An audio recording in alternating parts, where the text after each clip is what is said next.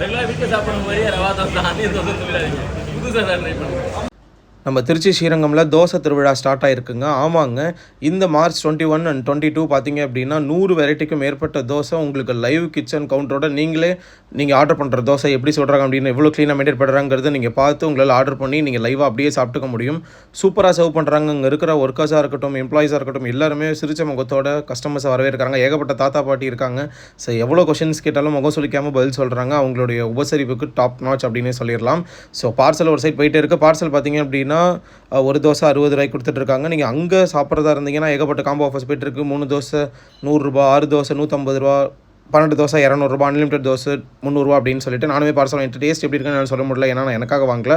So ஏகப்பட்ட varieties of dosa இருக்குது. March 21 and 21 மறக்காமல் திருச்சி ஸ்ரீரங்கம் வந்தீங்கன்னா மறக்காமல் ட்ரை பண்ணி பாருங்கள். மெயின் ரோட்டில் ராஜகோபுரம் பக்கத்துலேயே உங்களுக்கு இருக்குங்க. மெயின் ரோட்டில் நீங்கள் போனாலே தெரியும். ஸோ மறக்காமல் இந்த 2 நாளில் மிஸ் பண்ணிடாதீங்க. For more videos like and share. Thank you.